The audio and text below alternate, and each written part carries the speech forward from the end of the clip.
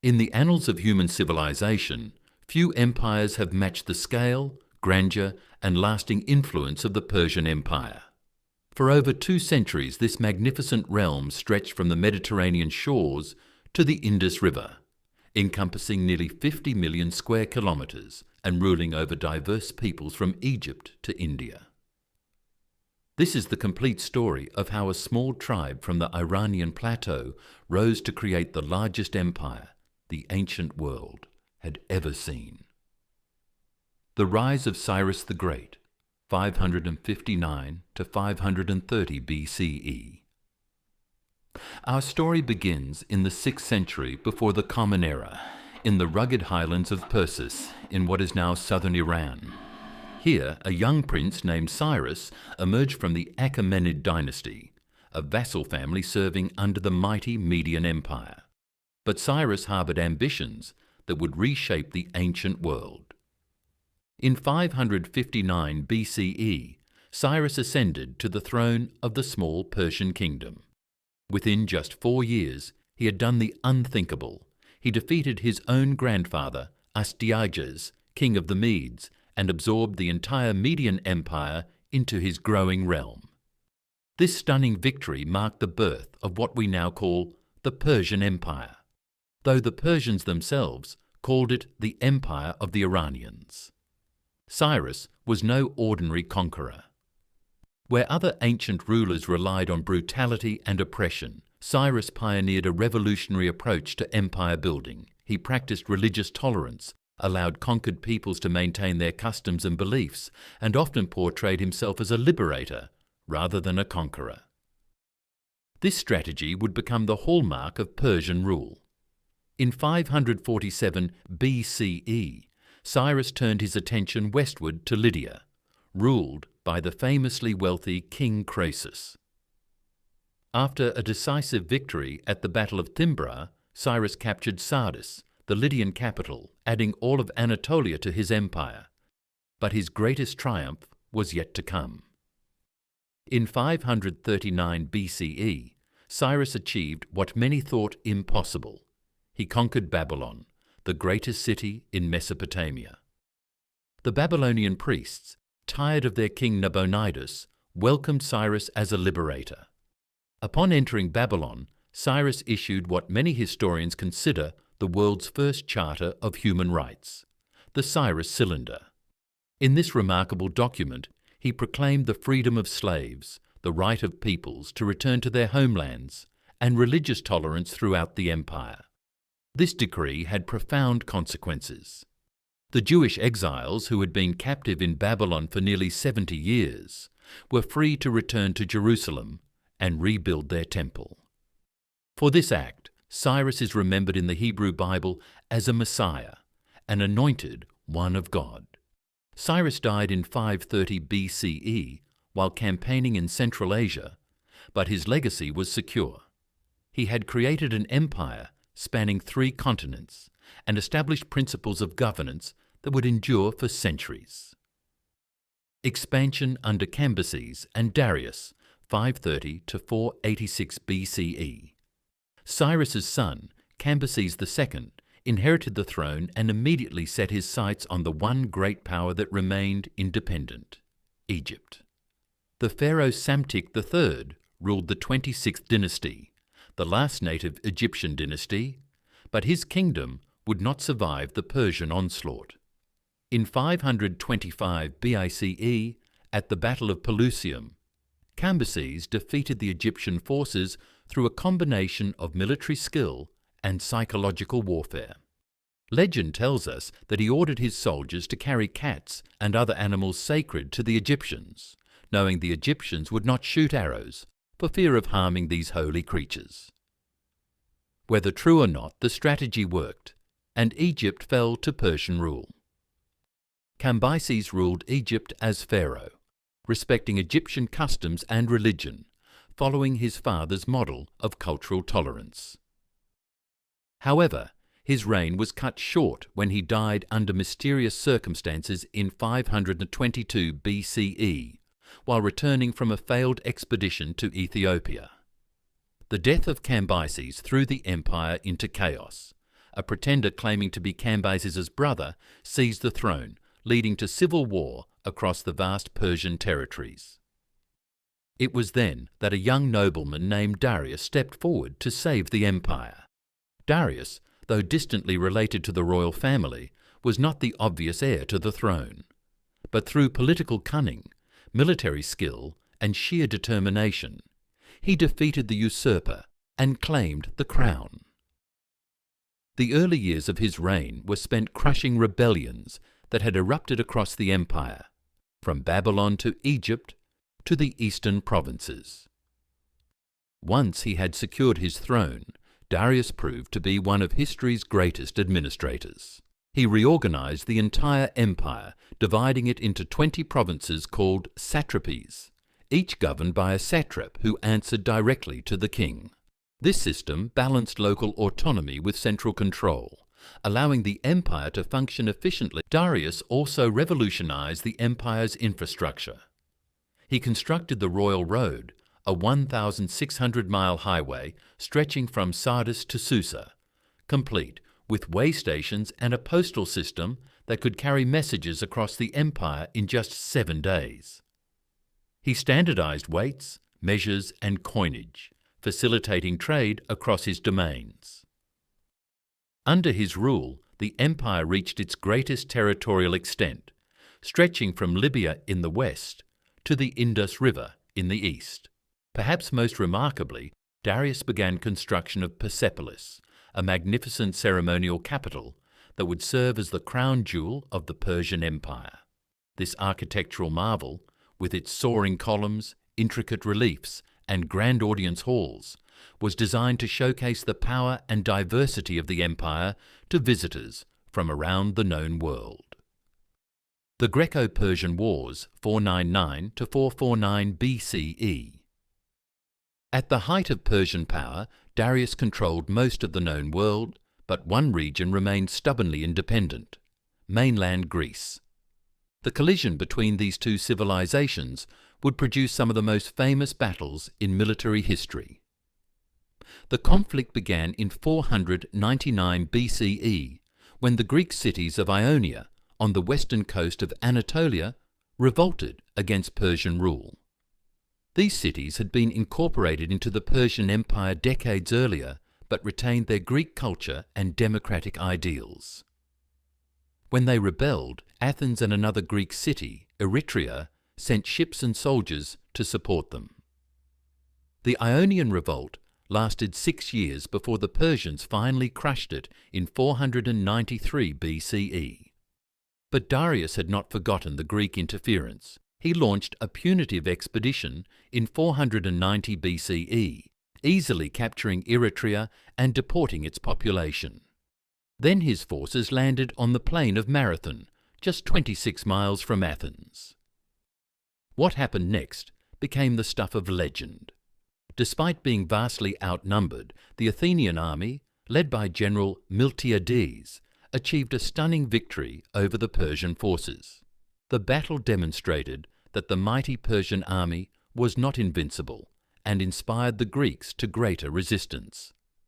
Darius died in 486 BCE before he could launch another expedition against Greece, but his son Xerxes inherited both the throne and his father's desire for revenge against the Greeks. Xerxes spent 4 years preparing for the largest military expedition the world had ever seen.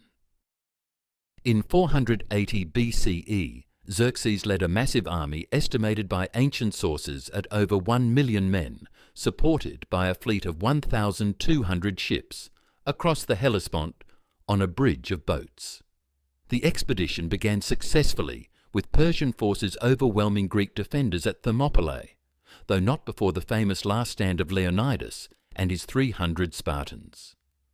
The Persians burned Athens, achieving their symbolic victory over the city that had dared to defy them. But their triumph was short-lived. At the naval battle of Salamis, the smaller, more maneuverable Greek ships destroyed much of the Persian fleet. Xerxes, fearing his retreat might be cut off, returned to Asia with most of his army. The following year, 479 BCE, The remaining Persian forces in Greece suffered a crushing defeat at the Battle of Plataea. The Persian threat to mainland Greece was over, and the empire would never again attempt to conquer the Greek heartland. Internal struggles and decline, 449 to 336 BCE. The failure of the Greek expeditions marked the beginning of a long, slow decline for the Persian Empire. While it remained the largest and most powerful state in the ancient world for another century and a half, internal weaknesses gradually sapped its strength. The problems began at the very heart of the empire, the royal court. The Persian succession system, which allowed multiple sons to compete for the throne, led to repeated civil wars and palace intrigues.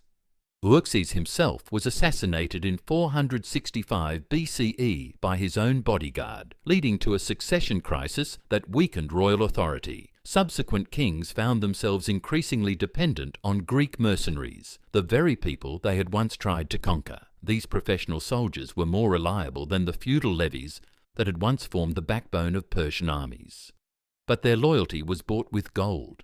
The satrap system, once a source of strength, began to work against the empire. Distant governors, controlling vast territories and commanding their own armies, occasionally declared independence from the central government. The revolt of the satraps in the 300s and 60s BCE saw multiple provinces attempt to break away from Persian rule. Economic problems also plagued the empire. The constant warfare, elaborate court ceremonies, and massive building projects drained the royal treasury.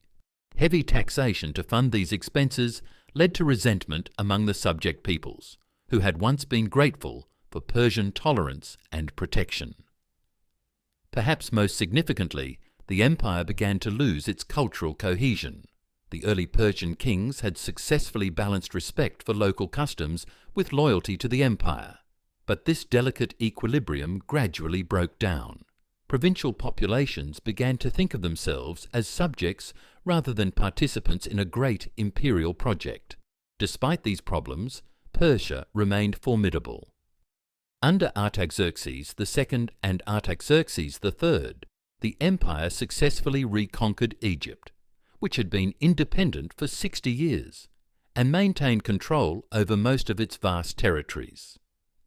But the signs of decay were unmistakable to those who looked closely. The coming of Alexander, 336 to 331 BCE. While the Persian Empire struggled with internal problems, a new power was rising in the west.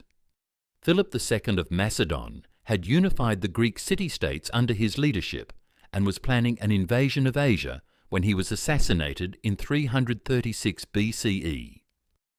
His 20-year-old son, Alexander, inherited not only the throne, but also his father's ambitions. The Persian king Darius III initially underestimated this young Macedonian upstart. After all, Persia had faced Greek armies before and ultimately prevailed. How could this boy from a semi-barbarian kingdom in the north pose a serious threat to an empire that had endured for over 2 centuries? Alexander's invasion began in 334 BCE, when he crossed the Hellespont with an army of 35,000 men. At the Battle of the Granicus River, he won his first victory against Persian forces, though the engagement was relatively small scale. The real test would come when he faced a Persian army led by the king himself. That confrontation occurred in 333 BCE at Assus, in what is now southern Turkey. Darius III personally commanded a force that significantly outnumbered Alexander's army, but the young Macedonian's tactical genius and the superior training of his troops carried the day, Anzrenia abandoning his family and treasure to Alexander. After securing the eastern Mediterranean coast and conquering Egypt, where he founded the city of Alexandria, Alexander turned eastward for the final confrontation with Persian power. The two armies met in 331 BCE on the plains of Gaugamela, near the ancient city of Nineveh. Darius had prepared carefully for this battle, choosing a wide, flat battlefield that would allow his superior numbers and war chariots to be most effective. He commanded perhaps 250,000 men against Alexander's 47,000. But once again, tactical brilliance overcame numerical superiority. Alexander's famous companion cavalry broke through the Persian left flank, and Darius was forced to flee once more, this time abandoning his empire. Chapter 6. The Fall of an Empire, 331 to 330 BCE. After Gaugamela, the Persian Empire collapsed with stunning rapidity. Alexander marched unopposed into Babylon, where he was welcomed as a liberator. From there, he proceeded to the ancient capital of Susa and then to Persepolis itself, the ceremonial heart of Persian power. At Persepolis, Alexander made a decision that symbolized the end of the Persian Empire. Whether in a drunken rage, as some sources claim, or as a calculated act of revenge for the Persian burning of Athens, he ordered the magnificent palace complex to be set ablaze. The flames that consumed Persepolis also consumed the last pretense that this was merely another change of rulers. This was the end of one world order and the beginning of another. Darius III fled eastward, hoping to rally support in the far provinces of his empire and perhaps organize a counterattack. But his own nobles had lost faith in his ability to resist Alexander. In 330 BCE, as Alexander pursued him into what is now Afghanistan, Darius was murdered by his own satrap, Bessus, who hoped to win favour with the conqueror. Alexander found Darius's body and was genuinely moved by the fate of his enemy. He ordered a royal funeral for the last of the Achaemenid kings and declared himself the rightful successor to the Persian throne. In this gesture, we can see Alexander's recognition of what the Persian Empire had achieved and his desire to continue, rather than simply destroy, the Persian imperial tradition. Legacy and influence. The Persian Empire had lasted 220 years, longer than most modern nations have existed. Its fall marked the end of an era, but its influence on subsequent history was profound and lasting. Perhaps most importantly, the Persians pioneered the concept of a multicultural empire based on tolerance and respect for local customs. Unlike earlier empires that sought to impose their culture on conquered peoples, the Persians allowed and even encouraged cultural diversity within a unified political structure. This model would be adopted by later empires, from Rome to the Islamic caliphates to the Ottoman Empire. The Persian administrative system, with its network of satrapies connected by efficient communications, became the template for governing large, diverse territories. The concept of a professional civil service, standardized laws applied across different regions, and the separation of military and civilian authority all originated in the Persian system.